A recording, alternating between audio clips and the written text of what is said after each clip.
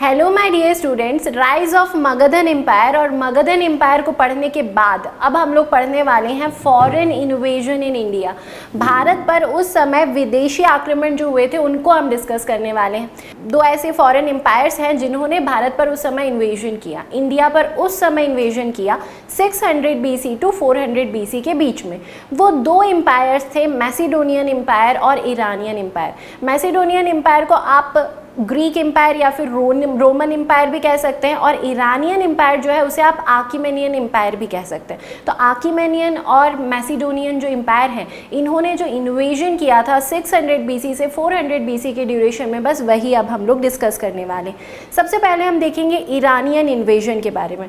यदि उस समय के जोग्राफिकल एक्सपेंशन की आप बात करते हैं तो इंडिया का जो नॉर्थ ईस्ट पार्ट था उसमें वेरियस जो स्मॉलर प्रिंसिपैलिटीज थी वो सब मगधन एम्पायर के बीच में आ गई थी, मगधन एम्पायर का ही एक हिस्सा बन चुकी थी। जैसे हमने देखा था अंगराज मगध में मिल गया था, वत्स मगध में मिल गया था, वज्जी मगध में मिल गया, अवंती भी मगध में मिल गया था।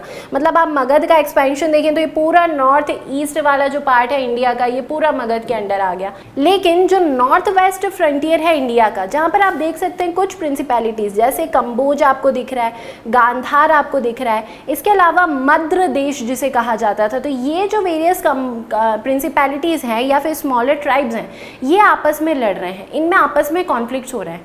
हमारा जो नॉर्थ ईस्ट वाला पार्ट है या फिर सेंट्रल इंडिया का पार्ट है, ये तो एक ही एम्पायर के अंडर आ गया, वहाँ पर आपको यूनिटी दिख रही है। लेकिन यहाँ पर आपको कोई ठोस एम्पायर अभी तक नहीं दिख रहा, कोई स्ट्रॉन्ग एम्पायर, कोई स्ट्रॉन्ग पावर इनको एडमिनिस्टर करने वाली नहीं दिख रही। और यहाँ पर आपस में ही ट्राइब्स के बीच में और प्रिंसिपैलिटीज़ के बीच में झगड़े हो रहे हैं। मतलब ये हमारा जो पार्ट है नॉर्थ वेस्ट वाला पार्ट, ये पार्ट बहुत ही ज़्यादा डिसयूनिटी को झेल रहा है उस समय, और बहुत सारे कॉन्फ्लिक्ट्स हो रहे हैं, डिफरेंसेस हो रहे हैं इस ड्यूरेशन में। इस डिफरेंसेस का जो फ़ायदा उठाते हैं वो उठाते हैं ईरानियन एम्पायर के लोग, उसको हम आर्कीमेनियन एम्पायर भी कहते हैं। उस समय यदि देखा जाए तो साइरस एक बहुत बड़ा राजा माना जाता है, जो आर्कीमेनियन एम्पायर का बहुत ही स्ट्रॉन्गेस्ट किंग एक हुआ करता था। और साइरस ने इन्वेजन करके पूरे ईरान इराक एरिया को अपने अंडर कर लिया था। और इस चीज़ का फ़ायदा, ये जो डिफरेंसेस हो रहे हैं, इस चीज़ का फ़ायदा साइरस उठाता है, साइरस के बाद डारियस उठाता है, और हम देखते हैं कि फॉरेनर्स यहाँ पर से एंटर करना स्टार्ट करते हैं इसी नॉर्थ वेस्ट फ्रंटियर्स में से। ईरानियन एम्पायर्स में से सबसे पहले हम बात करने वाले हैं साइरस की। साइरस को सबसे पावरफुल और सबसे स्ट्रॉन्गेस्ट एम्परर माना जाता है, और ये माना जाता है कि उसने पर्शियन एम्पायर या फिर आर्कीमेनियन एम्पायर को सबसे ज़्यादा टेरिटोरियल एक्सपेंशन दिया उस ड्यूरेशन में। आप मैप में देख सकते हैं कि ये जो पूरा आपको येलो कलर में ये जो टेरिटोरियल एक्सपेंशन दिख रहा है, ये ईरानियन किंगडम है, पर्शियन किंगडम है, या फिर आप बोल सकते हैं आर्कीमेनियन किंगडम है 400-600 BC के ड्यूरेशन का। उस ड्यूरेशन में जब साइरस को ये बात समझ में आई कि ये जो इंडिया वाला एरिया है, यहाँ पर नॉर्थ वेस्ट फ्रंटियर्स, ये बहुत ही फर्टाइल लैंड है, बहुत पॉपुलस एरिया है, और यहाँ पर डिस्टर्बेंसेस चल रहे हैं, तो उसने इन चीज़ों का फ़ायदा उठाया और उसने यहाँ पर अटैक किया। सबसे पहले उसने यहाँ पर गांधार और छोटी छोटी प्रिंसिपैलिटीज़ पर अटैक किया, उन प्रिंसिपैलिटीज़ को अपने कब्जे में किया, और उन लोगों को उसने फोर्स किया कि वो लोग उसे टैक्स पे करें, ट्रिब्यूट पे करें। तो सबसे पहला इन्वेजन यदि आप मान सकते हैं तो वो है ईरानियन इन्वेजन, और उसमें से भी कौन से किंग ने इन्वेजन किया था इंडिया पर, वो थे साइरस। ये बात आपको ध्यान देना है। साइरस के बाद उन्हीं का एक ग्रैंडसन जिनका नाम था दारियुस ने कंक्वायर करना स्टार्ट किया और अटैक किया इंडिया के नॉर्थ वेस्ट फ्रंटियर्स में। उसने सबसे पहले जिन एरियाज को कैप्चर किया वो एरियाज थे गांधार, उसके बाद गांधार के बाद आपका जो नॉर्थ वेस्ट पंजाब वाला रीजन है और सिंध रीजन है, उस रीजन को उसने इंडिया के कैप्चर करना स्टार्ट किया। ये जो रीजन था ये बहुत ही ज़्यादा फर्टाइल हुआ करता था, बहुत पॉपुलस हुआ करता था, और ये भी माना जाता है कि ये जो पार्ट इसने कंक्वायर किया, ये पार्ट इसका 20th प्रोविंस कहलाया। यदि टोटल माना जाए कि ये जो पूरा ईरानियन एक्सपेंशन है, पूरा पर्शियन किंगडम ये जो है, इस पर्शियन किंगडम में टोटल 28 प्रोविंसेस थे, और उसका 20th प्रोविंस कहाँ बनाया दारियुस ने, इंडिया में बनाया, उसके नॉर्थ वेस्ट पार्ट में पंजाब सिंध वाले रीजन को उसने कैप्चर करके बनाया। अब ये जो पूरे 28 प्रोविंस हैं, इन पूरे 28 प्रोविंस से दारियुस को टैक्स मिल रहा है। और यदि देखा जाए कि इंडिया वाला जो प्रोविंस है, मतलब उसका जो 20th प्रोविंस है, वहाँ से वो कितना टैक्स रिसीव कर रहा है, तो ऐसा माना जाता है कि 360 टैलेंट्स ऑफ गोल्ड इतना टैक्स आ रहा था इंडिया वाले पार्ट से इस पूरे एशिया में। मतलब इस पूरा जो टैक्स आ रहा था उस एम्पायर में, उस एम्पायर का 1/3 पार्ट 360 टैलेंट्स ऑफ गोल्ड मिल रहा है केवल इंडिया वाले पार्ट से। तो दारियुस का एक्सपेंशन बहुत ही इंपॉर्टेंट माना जाता है, क्योंकि इन्होंने गांधार के अलावा भी बहुत सारे एरियाज़ को कैप्चर कर लिया था, और इंडिया में पहला स्ट्रॉन्गेस्ट कैप्चर माना जाता है दारियुस का एक्सपेंशन। दारियुस के बाद जो थर्ड एम्परर हमें आकीमेनियन एम्पायर का मिलता है वो है ज़र्क्सिस। ये जो ज़र्क्सिस है ये बहुत ही इंपॉर्टेंट इसलिए हो जाता है क्योंकि इसके टाइम ड्यूरेशन में, मतलब 400 BC के अराउंड, इस टाइम ड्यूरेशन में ग्रीक और ईरानियंस के बीच में कॉन्फ्लिक्ट होना स्टार्ट हो जाते हैं, और बहुत ही ज़्यादा लेवल पर वॉर होना स्टार्ट हो जाता है, क्योंकि दोनों ही अपनी सुप्रीमेसी इस्टेब्लिश करना चाहते हैं वर्ल्ड में। ग्रीक्स बताना चाहते हैं कि हम सुपीरियर हैं, ग्रीक्स को आप मैसिडोनियन भी बोलते हैं, वो बताना चाह रहे हैं कि हम सुपीरियर हैं, और ईरानियन और पर्शियन बताना चाह रहे हैं कि हम सुपीरियर हैं। तो ज़र्क्सिस का जो शासनकाल है, जो रेन है, वो इंपॉर्टेंट इसलिए हो जाता है क्योंकि इनके टाइम ड्यूरेशन में ग्रीक्स और ईरानियंस के बीच में वॉर्स हो रहे हैं। अब जो ज़र्क्सिस है उसने अपनी सेना में इंडियन सोल्जर्स को भी रखना स्टार्ट किया, मतलब उसने इंक्लूड किया इंडियन सब्जेक्ट्स को अपनी आर्मी में, इन्फेंट्री में भी और कैवलरी में भी, किस वॉर के अगेंस्ट, जो ग्रीक्स के अगेंस्ट वो वॉर लड़ रहे थे उस ड्यूरेशन में। इसके बाद आए ज़र्क्सिस के बाद बहुत ज़्यादा एफिशिएंट या बहुत इंपॉर्टेंट रूलर आप नहीं मान सकते, लेकिन एक और रूलर आए जिनका नाम था दारियुस थर्ड। ये दारियुस थर्ड का टाइम पीरियड बहुत ज़्यादा नहीं रहा, इन्होंने बहुत ज़्यादा एक्सपेंशन नहीं किया। इनके टाइम ड्यूरेशन में भी फिर से यही बात हुई, ग्रीक्स और ईरानियंस, पर्शियन के बीच में वॉर्स हो रहे, और अब इनके टाइम ड्यूरेशन में ग्रीक्स ने सबसाइड कर दिया है ईरानियंस को। ग्रीक में एक राजा हुआ करता था जिसका नाम है अलेक्जेंडर। तो अलेक्जेंडर जो कि मैसिडोनिया या फिर ग्रीक का एम्परर है, उसने पूरे पर्शियन एम्पायर को हरा दिया, उनको सबसाइड कर लिया, और ये पूरा जो पर्शियन एम्पायर है उसको अपने अंडर में ले लिया। तो दारियुस थर्ड के टाइम ड्यूरेशन की बात है जब अलेक्जेंडर ने ईरानियन सब कॉन्टिनेंट को पूरा अपने अंडर ले लिया है। अब ज़र्क्सिस और दारियुस थर्ड के बाद हम लोग देखेंगे अलेक्जेंडर के इन्वेजन के बारे में या फिर मैसिडोनियन इन्वेजन के बारे में, लेकिन उसके पहले हम लोग ये देखेंगे कि इम्पैक्ट्स क्या रहे ये जो ईरानियन इन्वेजन हुआ उसका इंडिया पर। जब भी कोई अटैक होता है या कि कोई फॉरेन कंट्री आकर किसी दूसरी कंट्री पर रूल करना स्टार्ट होती है, तो काफ़ी कुछ चीज़ें दे के जाती है उस कंट्री को। तो हमने ईरानियन से क्या एक्सेप्ट किया, क्या अच्छी चीज़ें हुई, क्या बुरी चीज़ें हुई, और इंडियन सब कॉन्टिनेंट पर उसके इम्पैक्ट क्या पड़े, हम उनको थोड़ा सा देखते हैं। सबसे पहली बात, ये जो ईरानियंस आए थे, जब उन्होंने इंडियन सब कॉन्टिनेंट पर अटैक किया और इंडियन सब कॉन्टिनेंट को कैप्चर करने की कोशिश की, तो उन्होंने ट्रेड रूट्स ओपन कर दिए इंडिया के लिए। ये जो आप ट्रेड रूट्स देख रहे हैं, देखिए ये इंडिया दिख रहा है हमें, ये ट्रेड रूट्स आप देखिए, आपको यहाँ पर इराक ईरान में जाता हुआ एक ट्रेड रूट दिख रहा है, एक ट्रेड रूट यहाँ पर वेस्ट साइड आपको जाता हुआ दिख रहा है। मतलब इन लोगों ने क्या किया, कुछ ट्रेड रूट्स ऐसे स्टार्ट कर दिए, ओपन कर दिए, जिनके through Indian merchants western countries के साथ ट्रेड कर सकते हैं। ग्रीक्स के साथ भी वो ट्रेड कर सकते हैं, और ये जो पूरा बैक्ट्रियन एम्पायर है इसके साथ भी वो लोग ट्रेड कर सकते हैं। तो सबसे जो इम्पॉर्टेंट काम इन्होंने किया वो ये किया कि इन्होंने ट्रेड रूट्स को ओपन कर दिया। उसके बाद यदि आप और दूसरे कल्चरल इम्पैक्ट्स को देखना चाहते हैं, तो एक बहुत ही इंपॉर्टेंट कल्चरल इम्पैक्ट हुआ उस ड्यूरेशन में।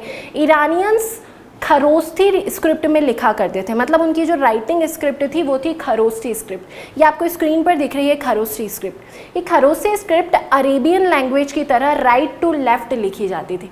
और जब आप अशोकन एडिक्ट्स को देखते हैं, मतलब अशोक एम्परर के टाइम पीरियड के एडिक्ट्स को देखते हैं, तो आपको काफ़ी सिमिलैरिटीज़ दिखती हैं और आपको काफ़ी इन्फ्लुएंस दिखता है उस लैंग्वेज में, इस खरोस्ती स्क्रिप्ट का। कुछ वर्ड्स भी इस स्क्रिप्ट से लिए गए, जैसे आपको एक वर्ड मिलता है लिपि। ये जो वर्ड है ये खरोस्ती स्क्रिप्ट के डिपी शब्द से लिया गया है। तो ऐसे काफ़ी सारे आपको सिमिलर वर्ड्स मिलते हैं जो हमने खरोस्ती स्क्रिप्ट से लिए, और अशोकन एडिक्ट्स में आपको इनके बहुत ज़्यादा इन्फ्लुएंस आपको नज़र आता है। इसके अलावा आप एक और बात देखें तो उस ड्यूरेशन में इंडियन सब कॉन्टिनेंट में जो कॉइन्स यूज़ हो रहे थे वो बहुत ही ज़्यादा फिनिश्ड टाइप के कॉइन्स नहीं थे, और ईरानियन कॉइन्स यदि आप देखें तो वो काफ़ी फिनिश्ड कॉइन्स हुआ करते थे। तो वहाँ से हमने इस तरीके के कॉइन्स बनाना सीखे, और इंडिया में फिर काफ़ी अच्छी क्वालिटी के कॉइन्स बनने लगे। काफ़ी सारे कॉइन्स हमको मिले हैं उस उस एरिया से, उस लोकेशन से, जिससे हमें समझ में आता है कि ईरानियंस के साथ ट्रेड नेटवर्क भी बहुत अच्छा डेवलप हुआ था। एक और बात आप ये देख सकते हैं कि जब आप अशोक के एम्पायर को या उसकी डायनेस्टी को पढ़ते हैं तो वहाँ पर आपको दिखता है कि अशोक ने कुछ कैपिटल्स इस्टेब्लिश करवाए। जैसे आपको ये एक लायन कैपिटल दिख रहा है, सारनाथ वाला कैपिटल आपको दिख रहा है। तो यहाँ पर आपको ये जो पिलर दिख रहा है, ये पिलर इन्वर्टेड बेल शेप्ड का है, ये इन्वर्टेड लोटस टाइप का भी आपको दिख रहा है। ये जो पिलर का शेप है, ये शेप यूज़ हुआ करता था ईरान में, और वहाँ से ये शेप लिया गया और अशोक के बहुत सारे कैपिटल्स में ये इन्वर्टेड बेल शेप पिलर्स हमको मिलते हैं। इसके अलावा एक और बात आप देखेंगे कि पिलर्स बनना स्टार्ट हो गए। तो पिलर्स बनाना भी हमने किससे सीखे? हमने ईरानियंस से ही सीखे।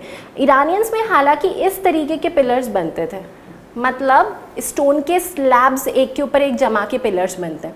लेकिन इंडिया में उस समय क्या, यदि आप पिलर्स देखें तो वो मोनोलिथिक पिलर्स हैं, मतलब एक ही स्टोन के पिलर्स उस समय बने। लेकिन ये पिलर्स का आइडिया हमें कहाँ से मिला? ईरानियन कल्चर से हमें ये आइडिया मिला। इसके अलावा आप वही बात ध्यान रखिए कि अशोक का जो एडिक्ट्स हमको दिखते हैं, तो एडिक्ट्स में हमको काफ़ी कुछ सिमिलैरिटीज़ दिखती हैं ईरानियन खरोस्ती स्क्रिप्ट के। तो हमने काफ़ी कुछ कल्चरल सिमिलैरिटीज़ ली वहाँ से, काफ़ी कुछ पॉलिटिकल सिमिलैरिटीज़ भी ली। 400 BC के ड्यूरेशन में ईरानियन और ग्रीक्स के बीच में वर्ल्ड में सुप्रीमेसी साबित करने के लिए कॉन्फ्लिक्ट्स होना स्टार्ट हुए और वॉर्स होना स्टार्ट हुए। 400 BC के ड्यूरेशन की बात है ये। और उस ड्यूरेशन में ग्रीक के मैसिडोनिया स्टेट का राजा हुआ करता था अलेक्जेंडर, उसने पूरे ईरानियंस को सरपास कर दिया। मतलब जो ईरानियन या फिर जो अकेमेनियन आपका किंगडम चल रहा था, उस पूरे किंगडम को उसने अपने कब्जे में कर लिया, उनको पूरी तरीके से हरा दिया। तब आप देख सकते हैं मैप में आपको पूरा एरिया ये जो दिख रहा है, ये पूरा एरिया आ चुका है अलेक्जेंडर के अंडर में। अब इस मैप में ना केवल आपको एशिया माइनर दिख रहा है, बल्कि आपको इराक और ईरान वाला क्षेत्र भी दिख रहा है। ये इराक और ईरान वाला भी पूरा एरिया आ गया है ग्रीक एम्पायर के अंडर में, मतलब मैसिडोनिया एम्पायर हो गया है अलेक्जेंडर की लीडरशिप में, पूरा ग्रीक एम्पायर के अंडर में आ चुका है। अब अलेक्जेंडर का जो दूसरा पार्ट था उसका कंक्वेस्ट करने का, अलेक्जेंडर का मोटिव यदि ज़िंदगी का माना जाए तो वो हमेशा कहता था कि मैं पूरी दुनिया को जीतना चाहता हूँ। तो उसका एक मोटिव था कि वो पूरे वर्ल्ड को अपने कब्जे में करना चाहता है। तो बस वो यहाँ से इस तरीके से अपने राज्य को बढ़ाता जा रहा था। अब उसका नेक्स्ट टारगेट आपको दिख रहा है यहाँ पर आके इंडिया में वो आक्रमण करने के लिए एंटर करता है यहाँ से। इसको आप खैबर पास भी कहते हैं। ये खैबर पास है कहाँ? ये खैबर पास हिंदू कुश एरिया में आपको मिलता है, हिमालयन माउंटेन्स के पास में। या फिर आप हाइडेस्पस रिवर के उधर भी देख सकते हैं, मतलब हाइडेस्पस रिवर जो झेलम रिवर है उसी को हाइडेस्पस रिवर बोला गया है। तो वहीं से ये एंटर करता है इंडिया में। अब जब अलेक्जेंडर खैबर पास से या फिर हाइडेस्पस रिवर के पास से इंडिया में एंटर करता है, तो वहाँ पे उसका सबसे पहले सामना होता है तक्षशिला। सबसे पहले रास्ते में कौन सा राज्य पड़ता है? तक्षशिला। और तक्षशिला के उस समय राजा हुआ करते थे अंबी।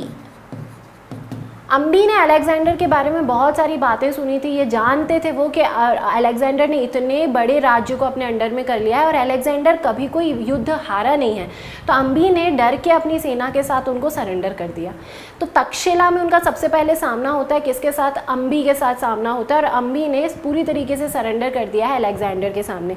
और यहीं पर फिर वो कहानी आती है कि उस समय तक्षशिला में पढ़ाया करते थे, टीचर हुआ करते थे चाणक्य। और चाणक्य को ये देख के बड़ा आश्चर्य होता है और बड़ा दुख भी होता है कि फॉरेन इन्वेडर्स कोई आए, एक अलेक्जेंडर नाम का एक फॉरेन इन्वेडर आता है और वो अपने देश में आराम से अटैक कर रहा है, और जो राजा है हमारे देश में वो उसके सामने सरेंडर कर रहा है।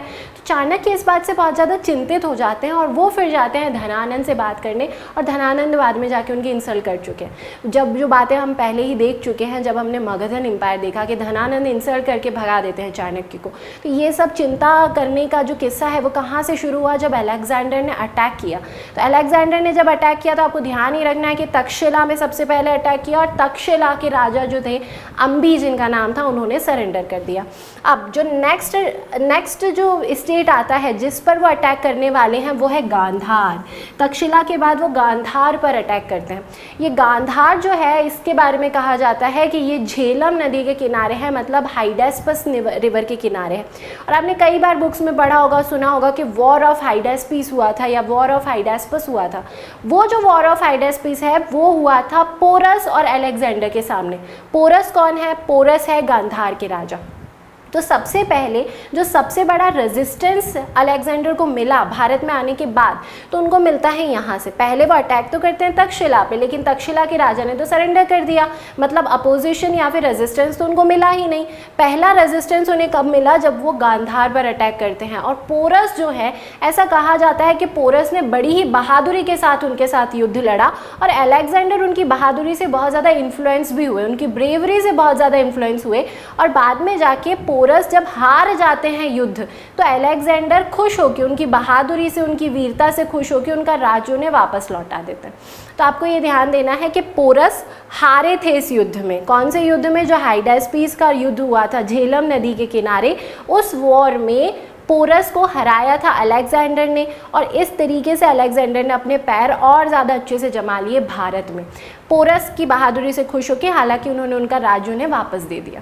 बैटल ऑफ हाइडास्पीस या फिर झेलम नदी को क्रॉस करने के बाद जब अलेक्जेंडर आगे बढ़ते हैं, तो आगे वो बढ़ते हैं बियास रिवर तक आ जाते हैं। देखिए तक्षशिला में सरेंडर हो चुका है, उसके बाद फिर वो आगे बढ़े, ये खाइबर पास से वो आए थे, ये खाइबर पास आपको दिख रहा है, यहाँ से वो तक्षशिला पे आए, यहीं पर उन्हें गांधार मिला झेलम नदी के किनारे, यहाँ पर वॉर हुआ हाइडास्पीस का। उसके बाद वो आगे बढ़ते हैं और यहाँ पर बियास नदी के किनारे वो आते हैं, और वो आगे और बढ़ना चाहते हैं, लेकिन उनके जो सोल्जर्स हैं, उनके सोल्जर्स आगे बढ़ने में उनकी मदद नहीं करते, मतलब मना कर देते हैं। उनके सोल्जर्स डिनाई कर देते हैं कि हम आगे और नहीं बढ़ना चाहते। काफ़ी सारे रीजंस हैं कि उनकी आर्मी डिनाई क्यों करती है। पहला रीज़न ये दिया जाता है कि चूंकि वो ग्रीक्स थे, मतलब वो ठंडे एरिया से आए थे, कोल्ड एरिया से आए थे, और यहाँ पर आके उनको बहुत ज़्यादा मॉइस्चर या फिर बहुत ज़्यादा ह्यूमिडिटी मिलती है और बहुत गर्मी लगती है, तो इतनी गर्मी को वो लोग सहन नहीं कर पाते और वो होम सिक थोड़े से हो जाते हैं, तो बीमार पड़ने लगे हैं। कुछ ऐसी भी खबरें हमें पता चला हिस्ट्री से कि कुछ एपिडेमिक जैसा उस समय हो गया, सोल्जर्स बीमारियों से मरने लगते हैं, तो वो आगे जाने से मना कर देते हैं। एक किस्सा ये भी आता है, एक हिस्टोरियन ने ये बात भी लिखी है कि ये जो सोल्जर्स हैं इन्होंने मना किया था मगधन एम्पायर के बारे में सुनने के बाद। हमने देखा था कि मगध एम्पायर के पास दुनिया की सबसे बड़ी आर्मी थी उस समय। अलेक्जेंडर की जो आर्मी थी उससे कहीं ज़्यादा बड़ी आर्मी थी मगधन एम्पायर के पास, और उनके पास हाथी हुआ करते थे आर्मी में। मगधन एम्पायर की सबसे बड़ी खासियत क्या थी कि उनके पास गज सेना थी, मतलब एलिफेंट्स थे उनके आर्मी में, और ये जो ग्रीक्स हैं इन्होंने कभी एलिफेंट्स को देखा भी नहीं था, तो इनके लिए बड़ा एक डराने वाली बात थी कि हम एक ऐसी आर्मी से लड़ने जा रहे हैं, आगे हमारा सामना एक ऐसी आर्मी से होगा जिनके पास बहुत ही खतरनाक तरीके के जानवर हैं, और वो एक पैर हमारे ऊपर रख दें तो हमारी डेथ हो जाएगी। तो इस तरीके से डर भी गए इनके सोल्जर्स, और इनके सोल्जर्स ने आगे बढ़ने से मना कर दिया। उस समय यदि देखा जाए कि रूलर कौन है, तो ऐसा माना जाता है कि उस समय धनानंद रूलर है। तो यहाँ का रूलर कौन है? धनानंद, और धनानंद से इन्वेजन या फिर अटैक या फिर वॉर करने से मना कर देते हैं अलेक्जेंडर के सैनिक। बाद में ये बोला भी जाता है कि इन सब बातों से अलेक्जेंडर बहुत ज़्यादा दुखी होता है, क्योंकि अलेक्जेंडर का सपना ये रहता है कि मुझे पूरी दुनिया पर आक्रमण करके उसको जीतना है, और अलेक्जेंडर का सपना उसे पूरा होता हुआ नहीं दिखता। 32 ईयर्स की एज है इस ड्यूरेशन में उसका। ये जो टाइम ड्यूरेशन चल रहा है ये 326 BC या फिर 325 BC के अराउंड का चल रहा है। एज है अलेक्जेंडर की समय 32 ईयर्स, और अलेक्जेंडर बड़े दुखी होकर ये एक स्टेटमेंट भी उन्होंने दिया था, I am trying to rouse the hearts that are disloyal and crushed with craven fears। मतलब मैं ऐसे दिलों को उठाने की कोशिश कर रहा हूँ, उनमें उम्मीद जगाने की कोशिश कर रहा हूँ, ऐसे सोल्जर से लड़वाने की कोशिश कर रहा हूँ जो पूरी तरीके से डरे हुए हैं, मतलब क्रेवन फियर से जो लोग घिरे हुए हैं और जो बहुत ही ज़्यादा डिसलॉयल है। तो अलेक्जेंडर बहुत दुखी हुआ इसके बाद, लेकिन वो आगे नहीं बढ़ पाया। तो उसका फाइनल डेस्टिनेशन जो भारत में रहा वो कहाँ तक रहा? बियास नदी तक रहा। ऐसा भी कहा जाता है कि बियास नदी पर उसने फिर 7 फायर एल्टार्स बनाए थे। ये फायर एल्टार्स इस चीज़ को सिंबलाइज करने के लिए उसने बनाए थे कि ये फारदेस्ट पॉइंट था इंडिया में जहाँ तक मैंने जीत हासिल की। उसके बाद जब वो वापस जा रहा था तो वापस जाते जाते वो कई सारी प्रिंसिपैलिटीज़ को जीतता गया, और उसने कई सारे अपने टाउन्स भी वहाँ पर बना दिए। टाउन्स को कुछ कुछ अपने नाम भी दे दिए। उन टाउन्स के नाम अभी हम देखेंगे। अब जब बियास रिवर से सिकंदर हार के वापस जा रहा है, हार के वापस नहीं जा रहा है, एक्चुअल में वो अपने सैनिकों की वजह से मन मार के जब वापस जा रहा होता है, डीमोटिवेट होके जब वापस जा रहा होता है, तो रास्ते में बहुत सारी प्रिंसिपैलिटीज़ उसको मिल रही होती हैं, और उन प्रिंसिपैलिटीज़ को वो अपना घोषित करके जाता है, और वहाँ पर वो अपना क्षत्रप या फिर अपना सेनापति, आप बोल सकते हैं एक कमांडर नियुक्त करके जाता है, अपॉइंट करके जाता है, जो उसकी एब्सेंस में वहाँ पर उसके राज्य को बना के रखें। तो ऐसे 4 राज्यों में वो अपने बना के जाता है, ऐसी 4 प्रिंसिपैलिटीज़ को वो अपना नाम दे के जाता है। पहली प्रिंसिपैलिटी जो है वो आती है आपका जो इंडस रिवर है, इंडस रिवर के नॉर्दर्न साइड में आती है। तो उस नॉर्दर्न साइड को उसने जितना भी पार्ट अपना जीता था उस पार्ट को उसने 4 भागों में डिवाइड कर दिया। आप ऐसे समझ सकते हैं, जो पहला भाग है वो इंडस रिवर के नॉर्थ में है, वहाँ पर उसने अपना सेनापति बनाया जिसका नाम था फिलिप। उसके बाद एक सेनापति वो अपना बनाता है अम्बी को। हमने अभी देखा था कि तक्षशिला पे जब आक्रमण किया था अलेक्जेंडर ने तो वहाँ के राजा अम्बी ने सरेंडर कर दिया था। तो वो सरेंडर जब कर दिया तो उसने अम्बी को ही वहाँ का सेनापति बना दिया। इसके बाद एक सेनापति उसने पोरस को बनाया जिसने हाइडास्पिस रिवर पर उसके साथ वॉर किया था। और पोरस कहाँ के राजा थे? गांधार के। मतलब आप मान सकते हैं कि झेलम नदी का जो अपर साइड था वहाँ पर आपको मिलता है पोरस का एम्पायर। उस एम्पायर का सेनापति उन्होंने पोरस को ही बना दिया। और एक लास्ट सेनापति उसने बनाया ईस्ट साउदर्न साइड में, तो इंडस रिवर के साउदर्न साइड में उसने एक लास्ट अपना एम्पायर बनाया और वहाँ के सेनापति को उन्होंने नाम दिया पिथून। तो इस तरीके से वो 4 सेनापति 4 राज्य अपने घोषित करके गया, 4 प्रिंसिपैलिटीज उसने बना दी जाते जाते, और पूरा ये जो पार्ट है उसको ग्रीक पार्ट में वो करके चला गया। बाद में हालांकि ये जो ग्रीको इंडियन पार्ट है या फिर ये जो ग्रीक्स वाला एरिया है, इस एरिया पर आपका मौर्यन एम्पायर ही कब्जा कर लेता है। वो चीज़ें हम बाद में देखेंगे।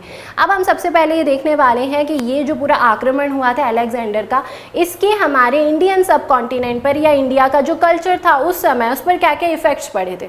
सबसे पहला इफेक्ट ये था कि इसने एक कैंपेन जो चलाया था, अलेक्जेंडर का ये जो कैंपेन था या ये जो इन्वेजन था, उससे 4 डिस्टिंक्ट रूट्स लैंड और सी पर डेवलप हो गए।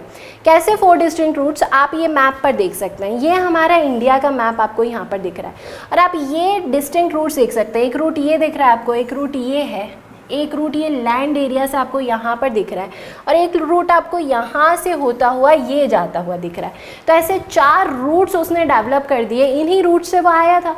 अब ये 4 रूट्स खुल चुके हैं और भारतीयों को पता चल गया इन 4 रूट्स के बारे में। अब इन 4 रूट्स से क्या हो रहा है? ट्रेड हो रहा है बाकी के स्टेट्स से।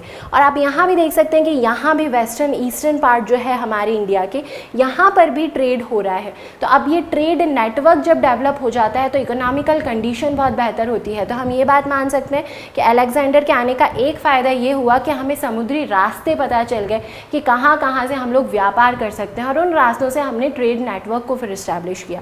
तो पहली अच्छी बात यही हुई थी। दूसरी बात आपको ये ध्यान देना है कि अलेक्जेंडर ने जब गया था तो उसने कुछ टाउन्स भी इस्टेब्लिश किए थे। उन टाउन्स के नाम ज़रूर याद रखिएगा। आपको स्क्रीन पर कुछ टाउन्स लिखे हुए दिख रहे हैं। सबसे पहले आप ये वाला टाउन देखिए, ये आपको दिख रहा है बुकेफाला टाउन। ये जो बुकेफाला टाउन है ये झेलम रिवर के आसपास है, झेलम रिवर के आसपास। ये बुकेफाला बोला जाता है ऐसा कि अलेक्जेंडर का सबसे प्रिय घोड़ा था एक, उसका नाम था बुकेफाला। तो बुकेफाला के नाम पर उसने एक टाउन बना दिया। इसके अलावा आपको 2 टाउन दिख रहे हैं अलेक्जेंड्रिया नाम के, एक ये अलेक्जेंड्रिया दिख रहा है, एक ये अलेक्जेंड्रिया दिख रहा है। तो ऐसे कुछ कुछ उसने टाउन्स बना दिए और ये टाउन्स में बहुत ही वेल डेवलप्ड थे और यहाँ से भी ट्रेड नेटवर्क होता था। तो फिर से इकोनॉमिकली अच्छा ही हुआ अलेक्जेंडर का जो इन्वेजन हुआ इंडिया में वो।